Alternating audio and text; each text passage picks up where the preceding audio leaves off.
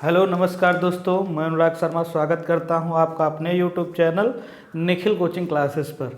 तो हम लोग पढ़ रहे थे क्लास ट्वेल्थ की फिजिक्स। क्लास ट्वेल्थ की फिजिक्स में हम लोगों ने पार्ट 1 का पहला चैप्टर वैद्युत क्षेत्र में आवेश तथा कूलाम का नियम ये पढ़ चुके हैं। उसके सारे न्यूमेरिकल्स भी हम लोग कर चुके हैं। एक भी चीज़ मिस नहीं हुई है, स्टेप बाय स्टेप सारी चीज़ें हमने पढ़ी हैं। उसके हमने न्यूमेरिकल्स भी पढ़े, टोटल कितने 40 या 41 को न्यूमेरिकल्स थे वो सारे पढ़े, और जो डेरिवेशंस थे वो और जो डेफिनेशंस थी सारी चीज़ें हम लोगों ने पढ़ ली थी। आइए आज हम लोग शुरू करते हैं पार्ट सेकंड, फिजिक्स का पार्ट सेकंड भाग 2। उसमें जो हमारा पहला टॉपिक होगा वो है हमारा प्रकाश, लाइट। तो लाइट शुरू करने से पहले हम लोग थोड़ा आपको बता दें कि जो चलेगी वो कैसे चलेगी। एक चैप्टर इसका फर्स्ट का और एक चैप्टर सेकंड फिजिक्स का, तो दोनों के साथ साथ पैरेलल चलते रहेंगे। और उसमें जो होगा न्यूमेरिकल्स वगैरह भी पूरे हम लोग कर रहे हैं, तो कोई भी चीज़ हम लोग मिस नहीं करेंगे। टारगेट हमारा जो रहेगा वो 100 आउट ऑफ 100। पेपर तो आपका होता है 70 मार्क्स का, लेकिन उसमें 70 में से 70 तो हमको लाने ही हैं, और 30 तो जब आपकी स्कूल में परफॉर्मेंस अच्छी होगी तो वो तो आपको मिल ही जाएंगे। तो हमारा टारगेट यही है कि आपको 100 आउट ऑफ 100 नंबर लाने हैं। तो ये सारी चीज़ें हैं, और एक बार फिर से आप लोगों से विनम्र गुजारिश है कि वीडियो को ज़्यादा से ज़्यादा शेयर करें, ज़्यादा से ज़्यादा लोगों तक इस जानकारी को पहुंचाएं ताकि वो भी पढ़ चुके, क्योंकि सभी लोगों के बस की बात नहीं है कोचिंग वगैरह अफोर्ड करना। तो ये जो प्लेटफॉर्म बनाया गया है इसका मेन एक उद्देश्य यही है कि अब कोई भी पैसे की वजह से ऐसा व्यक्ति ना बचे जो पढ़ ना पाए। पढ़ाई में कोई भी बाधा नहीं आनी चाहिए, वो भी पैसे को लेकर। आप आराम से पढ़ सकते हो, ठीक है। तो आइए बिना किसी देरी के हम लोग अपना आज का जो टॉपिक है वो शुरू करते हैं। लाइट हमारा पहला टॉपिक है। आइए थोड़ा बहुत प्रकाश के बारे में पहले हम लोग जान लेते हैं, तब उसके बाद आगे हम लोग बात करते हैं इसमें। तो देखिए प्रकाश क्या है। प्रकाश क्या आप कभी ये महसूस करते हो प्रकाश क्या आप कभी अगर मान लो प्रकाश ना हुआ तो क्या होगा? अगर प्रकाश नहीं हुआ तो फिर कुछ भी पॉसिबल नहीं है। जितनी भी वनस्पतियां हैं सब कुछ मतलब सब खत्म, कुछ भी नहीं बचेगा। यानी कि बगैर प्रकाश के कुछ भी पॉसिबल नहीं है। हमारी जो ह्यूमन लाइफ है वो एकदम डिस्ट्रॉय हो जाएगी, ठीक है। तो अच्छा एक चीज़ आप बताओ, क्या वस्तुएं आपको दिखाई देती हैं? बोलो भाई। देखो एक्चुअल में वास्तविकता में अगर हम लोग बात करें तो वस्तुएं हमें दिखाई नहीं देती हैं, ठीक। होता क्या है एक्चुअल में कि वस्तुओं पर जब प्रकाश पड़ता है, क्या होता है? जब वस्तुओं पर प्रकाश पड़ता है तो एक किरण, वह प्रकाश वाली किरणें जब पड़ती हैं किस पर? वस्तु पर, तो वस्तु क्या हो जाती है? प्रकाशमय हो जाती है। फिर उससे जो पढ़कर जो किरणें वापस हमारी आंखों तक पहुंचती हैं तब जाके वस्तु हमें दिखाई देती है। समझ गए ना? तो आप ये नहीं कह सकते हो कि वस्तुएं हमें दिखाई देती हैं। जब वस्तुओं पर प्रकाश पड़ता है तभी जाके वस्तुएं दिखाई देती। यहीं से कंसेप्ट जो आपका जनरेट होता है वो कौन सा जनरेट होता है? प्रकाश का परावर्तन। कौन सा? प्रकाश का परावर्तन। पहला जो टॉपिक लाइट में होगा वो हमारा होगा प्रकाश का परावर्तन ही। तो देखो जब किसी वस्तु पर प्रकाश पड़ता है, पड़ने के बाद क्या हुआ? तब वो जाके वस्तु दिखाई देगी। दिखाई कैसे देगी? जब प्रकाश पड़ेगा वस्तु पर तो प्रकाश वस्तु से प्रकाश टकराकर वो हमारी आंखों में पहुंचेगा, तब जाके वो वस्तु हमें दिखाई देती है। तो यही घटना जो होगी प्रकाश का परावर्तन कहलाएगी। अभी इसके बारे में हम लोग आगे डिटेल में जानकारी पढ़ेंगे। फिर देखो इसके बाद जो हमारा है कि प्रकाश की चाल क्या है, प्रकाश चलता कैसे क्या है। प्रकाश निर्वात में भी चल सकता है, और जहाँ प्रकाश वह निर्वात में भी चल सकता है और वो हर माध्यम में चल सकता है। जैसे कहा जाए माध्यम का मतलब जैसे पानी में भी प्रकाश चल सकता है, कांच में भी प्रकाश चल सकता है, ठीक, हवा में भी प्रकाश चल सकता है। निर्वात का मतलब ये हुआ कि जैसे स्पेस हो गया, जहाँ आपकी कोई भी गैसेस वगैरह नहीं है, वहाँ भी प्रकाश आपका चल सकता है। तो निर्वात में जो प्रकाश की चाल होती है ये हम लोग न्यूमेरिकल्स जब सॉल्व करेंगे उसमें बहुत ज़्यादा यूज होगा। जो निर्वात में प्रकाश की चाल होती है वो 3 × 10⁸ मीटर पर सेकेंड होती है। और प्रकाश की चाल को जो हम लोग रिप्रेजेंट करते हैं वो किससे रिप्रेजेंट करते हैं, वो हम लोग स्मॉल c से रिप्रेजेंट करते हैं। तो जो निर्वात में प्रकाश की चाल होती है वो कितनी होती है, 3 × 10⁸ मीटर पर सेकेंड। तो यहाँ तक हम लोगों ने बात कर ली प्रकाश की चाल के बारे में, प्रकाश चल कैसे क्या कहाँ कहाँ चल सकता है, कौन से माध्यम प्रकाश सभी माध्यम में चल सकता है। अब देखो एक चीज़ और इंटरेस्टिंग चीज़ जो आप लोगों ने कभी नहीं जानी सोची समझी होगी कि प्रकाश खुद भी हमें नहीं दिखाई देता है, ठीक है ना। प्रकाश जो है खुद भी हमें नहीं दिखाई देता है, न वस्तुएं दिखाई दे रही थी न प्रकाश देता है। जब ये दोनों का कॉम्बिनेशन बनेगा, जब प्रकाश वस्तु पर पड़ेगा तभी वस्तुएं दिखाई देती हैं, ठीक। तो यहाँ तक हो गई बात प्रकाश की। अब प्रकाश में जो हमारा पहला टॉपिक है वो है प्रकाश का परावर्तन, रिफ्लेक्शन ऑफ लाइट, ठीक है ना। आइए हम लोग बिना किसी देरी के हेडिंग लगा लेते हैं प्रकाश का परावर्तन। तो देखिए प्रकाश का जो परावर्तन होता है वो सबसे पहले देखो इसमें रटना कुछ भी फिजिक्स में नहीं है, आपको स्टेप बाय स्टेप सारी चीज़ें समझना है। तो सबसे पहले हम लोग फिगर समझते हैं, फिर उसी से देखना डेरिवेशंस, लॉ, रूल्स, नियम जितने भी होंगे सब कुछ ईजिली समझ में आ जाएंगे। तो देखो प्रकाश के परावर्तन के लिए सबसे जरूरी चीज़ है परावर्तन तभी होगा जब प्रकाश किसी वस्तु पर पड़ेगा और वो उसको पार ना कर पाए, यानी कि प्रकाश जिस माध्यम में आता है उसी माध्यम में वापस चला जाता है। तो देखिए जैसे ये हमारा हो गया, प्रकाश के परावर्तन के लिए एक चिकने तल या पृष्ठ की आवश्यकता होती है। तो हमने एक यहाँ पर ले लिया समतल दर्पण, है ना।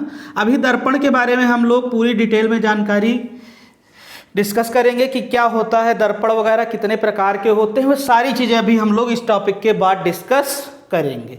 तो देखिए जो जैसे प्रकाश होगी, ये हमारा समतल दर्पण हो गया। अब दर्पण, अच्छा एक चीज़ आप बता दीजिए, दर्पण और शीशे में अंतर क्या होता है? दोनों चीज़ें अलग अलग हैं, आप ये न कह देना कि दोनों चीज़ें एक हैं। दर्पण और शीशे में, दर्पण वो होता है जिसमें आप अपना बंदर जैसा मुंह देखते हो, समझ गए ना। और शीशे में आपका कुछ भी दिखाई, आपका जो इमेज होगा वो दिखाई नहीं देगा, वो ट्रांसपेरेंट होता है, जिसको कांच बोलते हो आप लोग, समझ गए ना।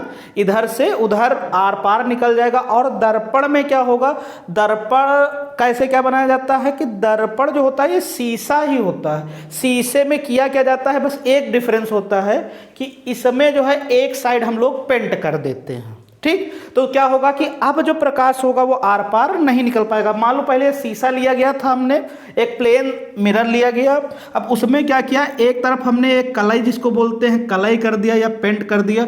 अब जो प्रकाश होगा वो इसके आर पार नहीं निकल पाएगा, यानी कि आप कह सकते हो कि जो शीशे में होगा वो प्रकाश जो होगा किरण वो आर पार निकल जाएगी, और जो आपका दर्पण होगा उसमें आपकी किरण आर पार नहीं निकल पाएगी, वो क्या होगी, वो मुड़ जाएगी। तो देखो जैसे मान लो ये कोई किरण है, ये है हमारी किरण AB। अब देखो ये इस दर्पण पर, ये किरण आ रही है, इस दर्पण पर गिरी, ठीक, इस समतल दर्पण पर गिरी। तो गिरने के बाद क्या होगा, ये अपने ही माध्यम में देखो वापस लौट गई। माध्यम का मतलब ये होगा कि इधर वाला माध्यम पहला माध्यम था और दूसरा वाला इधर ये दूसरा माध्यम, दर्पण के दूसरी पार वो दूसरा माध्यम है। तो यहीं से देखो ये किरण क्या हो गई, ये अपने मार्ग से लौट गई, अपने ही माध्यम में लौट गई, ये इस दिशा में निकल गई। अब देखो यहीं से जो हमारी परिभाषा बनेगी परावर्तन की, वो क्या बनती है, जब कोई प्रकाश किरण किसी पालिशदार या चिकने तल से टकराती है तो वह अपने ही उसका अधिकांश भाग अपने ही माध्यम में वापस लौट जाता है। तो इसे हम लोग क्या कहते हैं, प्रकाश का परावर्तन। यही घटना हमारी क्या कहलाती है, प्रकाश का परावर्तन। देखो समझो फिर से एक बार, जब कोई प्रकाश किरण किसी माध्यम से आती है तो परावर्तन के पश्चात, यानी कि वो इस तल से टकराने के बाद क्या हो जाएगी, अपने ही माध्यम में या उसी माध्यम में वापस लौट जाती है। इसी घटना को हम लोग क्या कहते हैं, प्रकाश का परावर्तन। तो ये जो आने वाली किरण होती है इसको बोलते हैं हम लोग आपतित किरण, आपतित किरण। और जो टकराने के बाद मुड़ी है इसको हम लोग बोलते हैं परावर्तित किरण। ठीक, परावर्तित किरण। ठीक, अब देखो एक इसी में इसको बोलते हैं इंसिडेंट रे और इसको बोलते हैं रिफ्लेक्ट रे। ठीक, अब इसमें बीच में क्या होगा, एक अभिलंब हम लोग डाल देंगे। ये एक अभिलंब हमने डाल दिया और ये अभिलंब जो है इसको हम लोग इसको बोलते हैं अभिलंब। ठीक, अब अभिलंब क्या होगा, देखो जहां पर प्रकाश आपतित किरण गिरती है या समतल दर्पण या किसी चिकने तल से टकराती है उस बिंदु को हम लोग बोलते हैं आपतन बिंदु। इसको हम लोग क्या बोलते हैं, आपतन बिंदु, आपतन बिंदु। ठीक, अब इसके बाद आपतन बिंदु हो गया, फिर इसके बाद देखो यहां से कोण बनेंगे हमारे कुछ। ठीक, ये देखो आपतित किरण, ये अभिलंब, तो अभिलंब और आपतित किरण के बीच एक कोण बन रहा है। ठीक, आपतित किरण और अभिलंब के बीच जो बना कोण होता है वो क्या होता है, हमारा आपतन कोण, आपतन कोण। ठीक, फिर इसके बाद बात करते हैं कि देखो अभिलंब और परावर्तित किरण के बीच भी कोण बन रहा है, ये इसको हम लोग बोलते हैं परावर्तन कोण, परावर्तन कोण। ठीक, अब देखो इसके बाद ये आपतन कोण हो गया, परावर्तन कोण हो गया। आपतन कोण को हम लोग I से रिप्रेजेंट करते हैं और परावर्तन कोण को R से रिप्रेजेंट करते हैं। ठीक, यहां तक सारी बातें हो गई। अगर आपसे यदि कोई पूछे कि आपतित किरण क्या है तो बता सकते हो कि नहीं, यदि कोई किरण यानी कि जो आने वाली किरण है पहले माध्यम से कोई किरण आती है तो उसी किरण को हम लोग क्या बोलते हैं, आपतित किरण। परावर्तित किरण क्या होती है कि जो किरण परावर्तन के पश्चात अपने माध्यम में लौट जाती है उसी को हम लोग क्या बोलते हैं, परावर्तित किरण। अभिलंब आप जानते हो। अब बचा आपतन बिंदु। आपतन बिंदु क्या होता है, आपतित किरण समतल पृष्ठ पर या दर्पण पर जहां पर गिरती है उसी को हम लोग क्या बोलते हैं, आपतन बिंदु। तो यहां तक ये सारे इस फिगर के बारे में बात हो गई कि कहां से क्या बनता है। तो अब आप बताओ डेफिनेशंस लिख लोगे कि नहीं, आराम से आप देख के लिख सकते हो। अब देखो इनकी बात करते हैं नियम की। तो जो हमारा नियम होगा वो क्या होगा, मान इसके परावर्तन के दो नियम हैं, परावर्तन के नियम। अब परावर्तन के जो दो नियम हैं, इसके नियम कितने हैं, दो नियम हैं। ठीक, दो नियम हैं। दोनों नियमों में से देखो क्या हो जाएगा, पहला नियम क्या हो जाएगा, इसी में से देखो कि आपतित किरण, परावर्तित किरण और अभिलंब, ये देखो तीनों एक ही बिंदु पर हैं कि नहीं, यानी कि आपतित किरण, परावर्तित किरण और अभिलंब तीनों एक ही बिंदु किस पर, आपतन बिंदु पर हैं कि नहीं। यही हमारा पहला नियम, यानी कि आपतित किरण, परावर्तित किरण,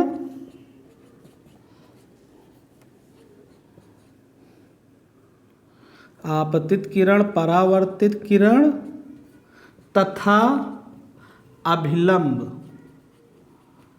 तीनों एक ही बिंदु या तीनों आपतन बिंदु पर होंगे। ठीक, ये हो गया पहला नियम। अब दूसरा नियम देखो क्या होता है। दूसरा नियम, ये जो कोण है हमारे आपतन कोण और परावर्तन कोण, इन दोनों कोणों का मान सदैव बराबर होता है। अब ठीक, और ये जो अभिलंब डाला जाता है, ये जो कोण बना है, देखो एक ऐसे कोण बना है, ये वाला, ये कोण ऐसे बना है ना, तो इसका ये लंबार्धक, ये कोण समद्विभाजक पर ही ये खींचा जाता है। समझ गए ना, जो अभिलंब होता है इस कोण में आपतित किरण और परावर्तित किरण के बीच जो कोण बनता है, ये देखो हमारी क्या है, आपतित किरण, और ये क्या है हमारी परावर्तित किरण। ठीक, देखो इधर ये कोण बना कि नहीं बना, ये पूरा यहाँ तक जो अभिलंब डाला जाता है इस कोण का ये समद्विभाजक ही होता है।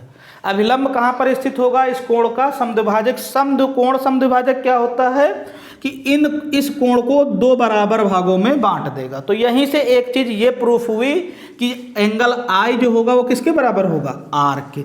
यानी कि आपतन कोण आई तथा परावर्तन कोण आर सदैव एक दूसरे के बराबर होंगे।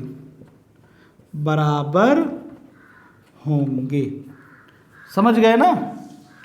तो ये हो गया हमारा दूसरा नियम। इसी को क्या कह सकते हैं, I is equal to R, angle I is equal to angle R. तो ये हमारा जो हो गया, ये क्या हो गया, प्रकाश का परावर्तन पूरा हमारा कंप्लीट हो गया। पेपर में अगर आएगा तो इसको कैसे लिखोगे, पहले लिखोगे परिभाषा। परिभाषा तो हमने बताई ही है क्या होती है, जब कोई किरण किसी माध्यम से आती है तथा समतल पृष्ठ या समतल दर्पण से टकराने के पश्चात उसका अधिकांश भाग अपने उसी माध्यम में वापस लौट जाता है, तो इसी घटना को ही हम लोग क्या कहते हैं, प्रकाश का परावर्तन। फिर इसके दो नियम होते हैं। दो नियम कौन कौन से होते हैं, परावर्तन के दो नियम हैं। कौन कौन से, पहला नियम क्या है, आपतित किरण, परावर्तित किरण तथा अभिलंब तीनों एक ही बिंदु या आपतन बिंदु पर होंगे। ठीक। दूसरा जो नियम है, आपतन कोण तथा परावर्तन कोण दोनों का मान सदैव एक दूसरे के बराबर होगा। यही दोनों नियम है। आपतित किरण, परावर्तित किरण और अभिलंब, ये सारी चीजें आप जान ही चुके हो कि क्या होता है। तो यहां तक बात क्लियर हुई कि नहीं, ये नोट करोगे तो नोट कर लो एक बार जल्दी से।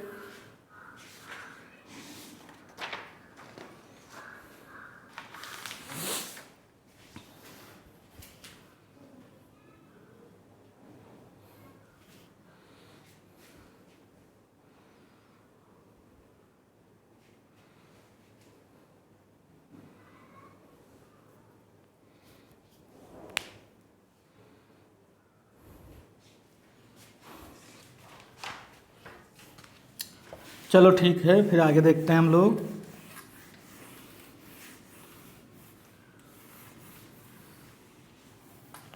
अब बात करते हैं हम लोग दर्पण की।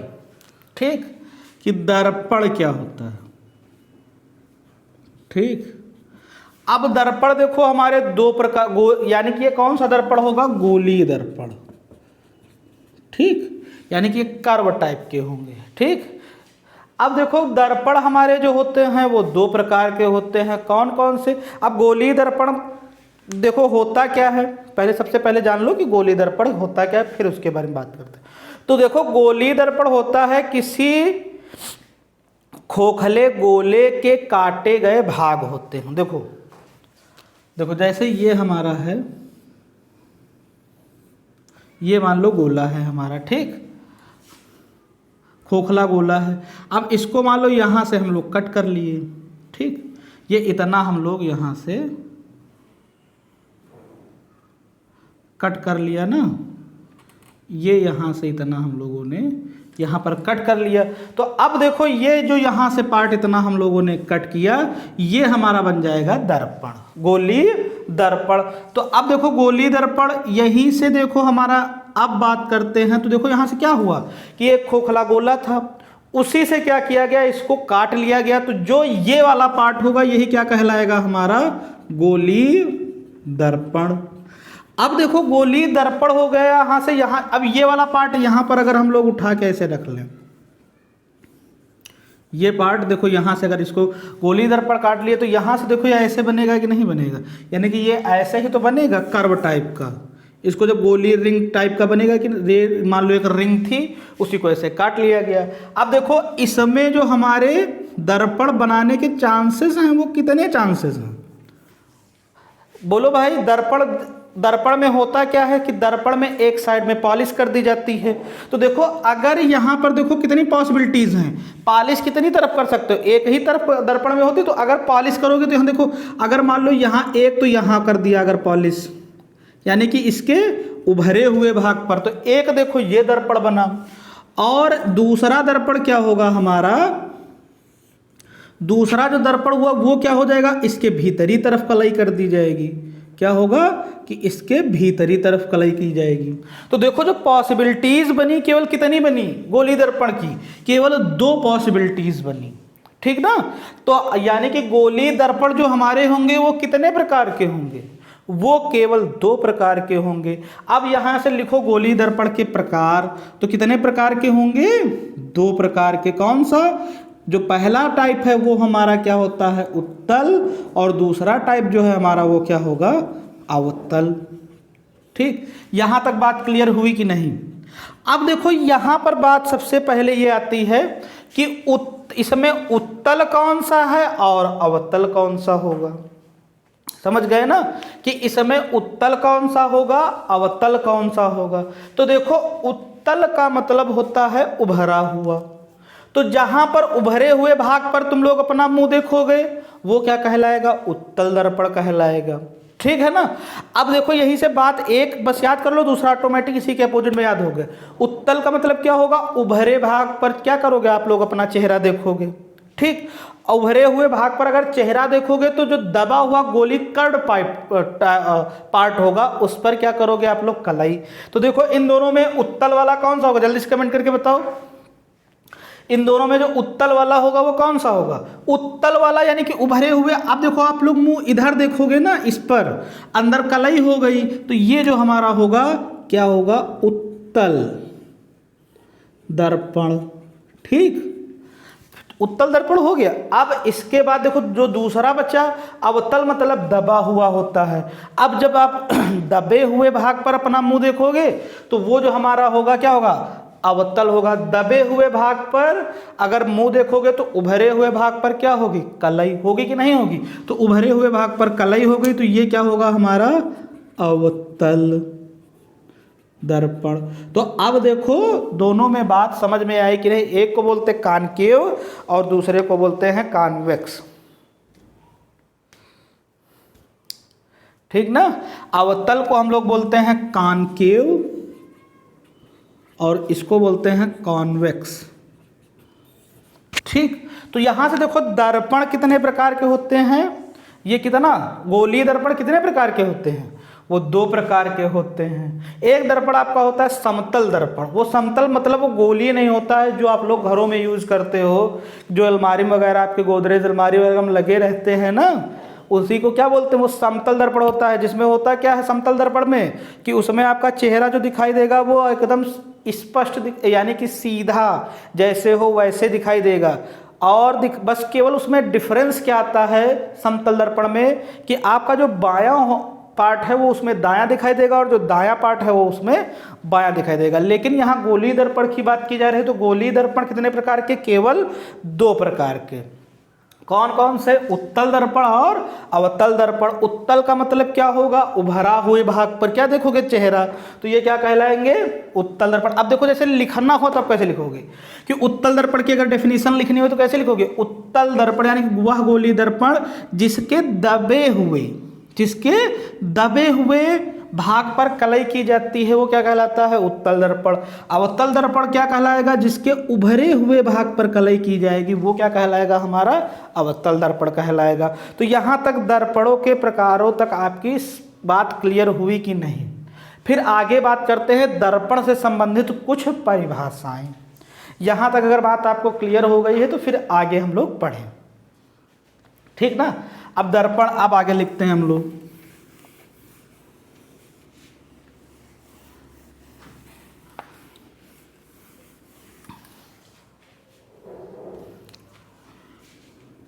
हेडिंग दे दो आप लोग गोलीय दर्पण से संबंधित परिभाषाएं। कुछ परिभाषाएं बनती हैं उनको हम लोग देख लेते हैं। ठीक, अब गोलीय दर्पण से संबंधित जो परिभाषाएं होंगी वो क्या होती हैं आइए जानते हैं हम लोग। तो सबसे पहले जो परिभाषा है वो कौन सी है, वक्रता केंद्र। क्या है, वक्रता केंद्र। अब वक्रता केंद्र क्या होता है, ठीक, जिसको हम लोग बोलते हैं सेंटर ऑफ कर्वेचर। देखिए वक्रता केंद्र जो हमारा होता है, देखो यहीं से समझो, सब कुछ फिगर से याद रखोगे तो फिजिक्स एकदम आसान लगेगी, और रटोगे तो कभी कुछ समझ में आएगा नहीं, कहाँ तक आप रट पाओगे। अब देखो जैसे ये एक गोली खोखला गोला था, ठीक। अब इसमें देखो एक, इसमें यहाँ से हम लोग क्या किए, इसको ऐसे काट लिए, ठीक। तो अब ये खोखला गोला था, इसको यहाँ से हम लोगों ने काट लिया, ठीक। तो अब ये पार्ट यहाँ से देखो, अगर इसको हम काटे तो यहाँ से क्या बन जाएगा, ये वाला गोली दर्पण, यही तो होगा गोली दर्पण। अब देखो यहाँ से जो होगा वो क्या होगा, अब ये गोला था तो इसमें एक त्रिज्या रही होगी कि नहीं रही होगी, और एक केंद्र रहा होगा। अब यानी कि ये गोला है तो इसमें केंद्र रहा होगा कि नहीं रहा होगा ना। तो अब देखो यहाँ से जो वक्रता केंद्र की परिभाषा बनेगी वो क्या बनेगी। अब देखो यहाँ पर इसको फिगर ऐसे ड्रा कर लो साइडेड, यानी कि ये आप इमेजिन कर रहे हो, केवल गोली दर्पण आपका कितना है, यही वाला गोली दर्पण है, ठीक। अब देखो यहाँ केंद्र जो होता है, यही केंद्र जो होता है यही क्या कहलाता है, वक्रता केंद्र। इसकी डेफिनेशंस देखो कैसे लिखोगे कि ये जो वक्रता केंद्र है ये क्या होता है, ये गोली, यानी कि ये जो गोली दर्पण है आपका, जिस खोखले गोले का भाग होता है उसके केंद्र को ही क्या बोलते हैं हम लोग, वक्रता केंद्र। यानी क्या लिखोगे आप, गोलीय दर्पण, गोलीय दर्पण जिस खोखले गोले का भाग होता है उसके किसके, गोली, खोखले गोली दर्पण, खोखले उसके केंद्र को ही वक्रता केंद्र कहते हैं, ठीक। और इसको रिप्रेजेंट कर किससे करते हैं, इसको कैपिटल सी से प्रदर्शित करते हैं, इसको कैपिटल सी से प्रदर्शित करते हैं। यानी कि जो ये क्या हो जाएगा, वक्रता केंद्र को किससे, सेंटर ऑफ कर्वेचर को सी से प्रदर्शित करते हैं, ठीक। फिर इसके बाद जो बात आती है वो आती है वक्रता त्रिज्या की। तो आइए वक्रता त्रिज्या क्या जानते हैं। वक्रता त्रिज्या भी सेम है इसी तरीके की है। तो देखो अगर ये क्या रहा होगा हमारा, ये भाई अगर ये हमारा रहा होगा, किसी गोला रहे, गोली किसी खोखले गोले का भाग रहा होगा, ठीक। खोखले गोले का भाग जब रहा, गोला रहेगा तो यहाँ पर एक त्रिज्या भी रही होगी कि नहीं रही होगी, और यही त्रिज्या हमारी क्या कहलाती है, वक्रता त्रिज्या कहलाती है। यानी कि अगर वक्रता त्रिज्या की बात की जाएगी तो आप लोग क्या लिखोगे,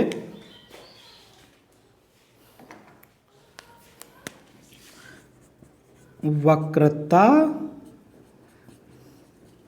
त्रिज्या, ठीक। अब वक्रता त्रिज्या में देखो क्या लिखोगे, यानी कि जैसे गोली दर्पण जिस, ये सेम रहेगा, गोली दर्पण जिस खोखले गोले का भाग होता है उसकी त्रिज्या को ही दर्पण की वक्रता त्रिज्या कहते हैं। इसे कैपिटल आर से प्रदर्शित करते हैं, ठीक।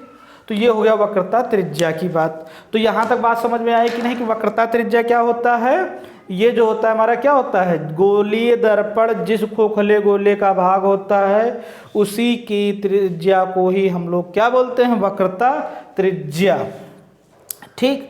अब वक्रता त्रिज्या की बात हो गई। अब बात करते हैं मुख्य, पहले बात करते हैं हम लोग ध्रुव की, ठीक। अब इसको रफ कर रहे हैं।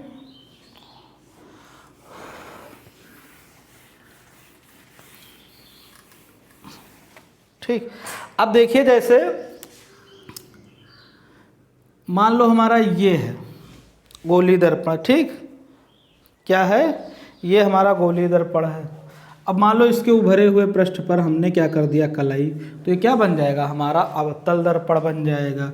अब यहाँ से जो गोलीय दर्पण ये हमारा था M1 M2, ये था हमारा गोलीय दर्पण M1 M2, है ना। अब इसके मध्य बिंदु को ही, इसके जो मध्य बिंदु ये है, इसको P से प्रदर्शित करते हैं। इस मध्य बिंदु को ही हम लोग क्या बोलते हैं, दर्पण का ध्रुव।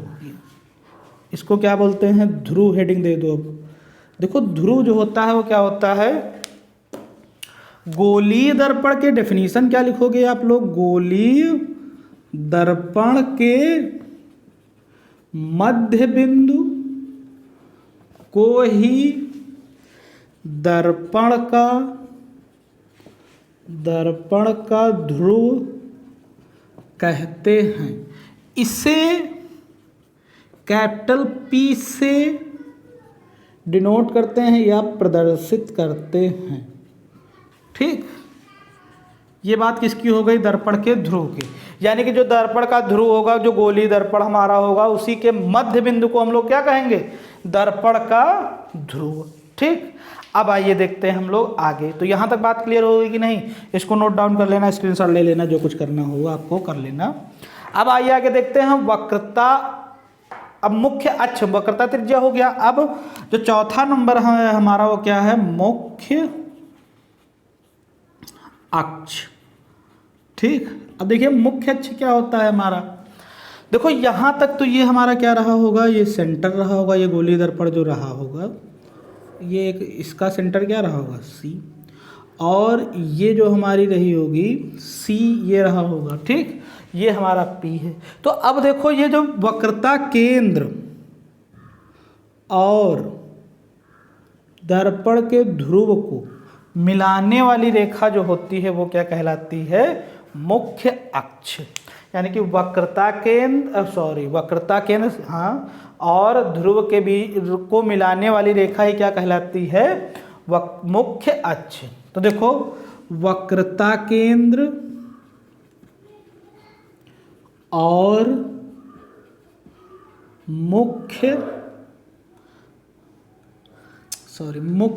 वक्रता केंद्र और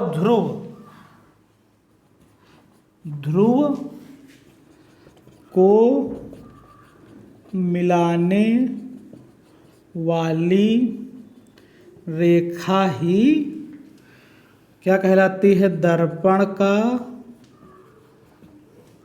मुख्य अक्ष कहलाती है, ठीक। मुख्य अक्ष हो गया, ठीक। अब मुख्य अक्ष के बाद क्या आएगा हमारा, दर्पण का द्वारक। तो देखो कहाँ तक हम लोगों ने पढ़ लिया, वक्रता केंद्र पढ़ लिया, वक्रता त्रिज्या पढ़ लिया, ध्रुव पढ़ लिया, मुख्य अक्ष पढ़ लिया। अब बात करते हैं दर्पण के द्वारक की। जल्दी से आगे बताओ, किसी को मालूम है भला दर्पण का द्वारक, बोलो भाई।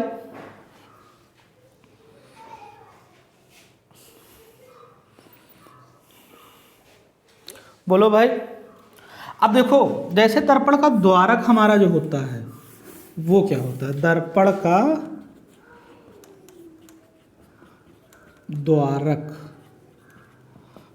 देखो ये भी कुछ नहीं है, ये हमारा क्या है, दर्पण है M1 M2 नाम का एक दर्पण है। इस पर ये कलाई उभरे हुए पृष्ठ पर की गई है, ठीक। अब देखो इस पे परावर्तन कहाँ कहाँ हो सकता है, देखो यहाँ से दर्पण, तो ये जो परावर्तक तल है यही तो परावर्तन जहाँ जहाँ हो जा सकता है, जहाँ तक हो सकता है वही क्या कहलाता है, हमारा परावर्तक तल। तो देखो अब यहीं से जो इसकी डेफिनेशन बनेगी वो क्या बनेगी, ये गोलीय दर्पण है, गोलीय दर्पण के परावर्तक तल को ही दर्पण का द्वारक कहते हैं, ठीक। गोलीय दर्पण के परावर्तक तल को ही दर्पण का द्वारक कहते हैं। ठीक, तो यहाँ से ये जो M1 M2 होगा यही तो गोलीय दर्पण का व्यास कहलाएगा और यही क्या होगा, हमारा दर्पण का द्वारक होगा। ठीक, तो यहाँ तक बात क्लियर हुई कि नहीं। अब बात करते हैं अगली जो अपनी हेडिंग है वो क्या है, मुख्य फोकस। ठीक, मुख्य फोकस बहुत ही इंटरेस्टिंग है ना, तो बहुत ध्यान से सभी लोग देखना। मुख्य फोकस क्या होता है हमारा, मुख्य फोकस देखो ये जैसे हमारा गोलीय दर्पण है, ये हमारा गोलीय दर्पण है। ठीक, तो बहुत ध्यान से सभी लोग देखें। अब देखो यहाँ से ये हमारा कोई C होगा और ये हमारा ध्रुव क्या होगा, ये P होगा। अब इससे जो होकर जाने वाली रेखा है वो क्या कहलाती है, मिलाने वाली रेखा वो क्या कहलाती है, ये है हमारा मुख्य अक्ष। ठीक, ये मुख्य अक्ष हो गया, ये हमारा C हो गया। अब देखो होगा क्या इसमें कि ये मुख्य अक्ष के समांतर, ये मुख्य अक्ष के समांतर कोई रेखा गई। अब मुख्य अक्ष के समांतर अगर कोई रेखा, देखो यहां से रेखा जा रही है, कोई प्रकाश किरण जा रही है, तो अब देखो ये तल से टकराएगी तो इसमें क्या होगा, जब तल से टकराएगी चिकने तल से तो होगा क्या, इसमें परावर्तन होगा। जब परावर्तन होगा तो मान लो इस दिशा में हो गया। ठीक, अब ये परावर्तन के पश्चात ये जो ये आपतित किरण थी आपकी, मुख्य अक्ष के समांतर आने वाली आपतित किरण, परावर्तन के पश्चात मुख्य अक्ष को, ये था हमारा मुख्य अक्ष को जिस बिंदु पर काटेगी वही हमारा क्या कहलाता है, मुख्य फोकस। और इसको हम लोग रिप्रेजेंट किससे करते हैं, इसको हम लोग रिप्रेजेंट करते हैं F से। किससे, कैपिटल F से। तो अब यहां तक बात समझ में आएगी नहीं, तो इसके अगर मुख्य फोकस की डेफिनेशन लिखनी हुई तो हम लोग क्या लिखेंगे, देखो ये किरण है मुख्य अक्ष के समांतर, मुख्य अक्ष के समांतर आने वाली किरण परावर्तन के पश्चात मुख्य अक्ष को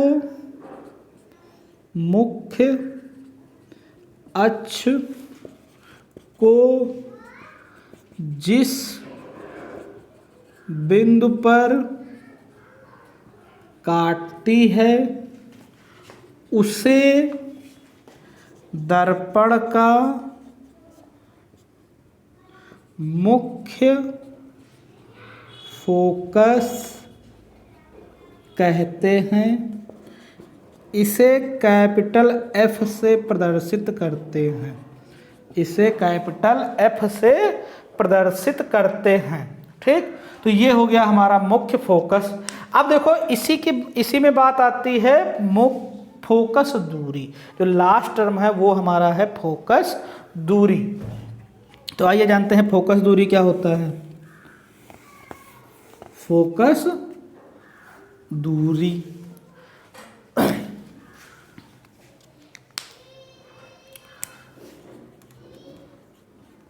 फोकस दूरी।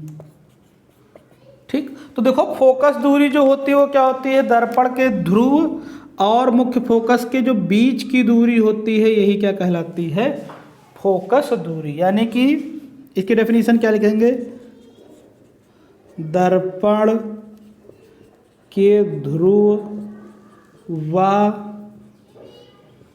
मुख्य फोकस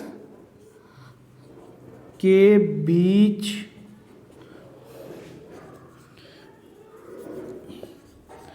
की दूरी को ही फोकस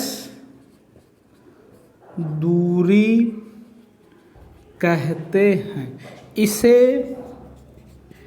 स्मॉल f से प्रदर्शित करते हैं। समझ गए ना, तो यहाँ तक ये डेफिनेशंस जो थी वो समझ में आई कि नहीं आप लोगों को? फिर आज के लिए बस इतना ही रखते हैं, मिलते हैं अगली क्लास में, तब तक के लिए धन्यवाद, जय हिंद।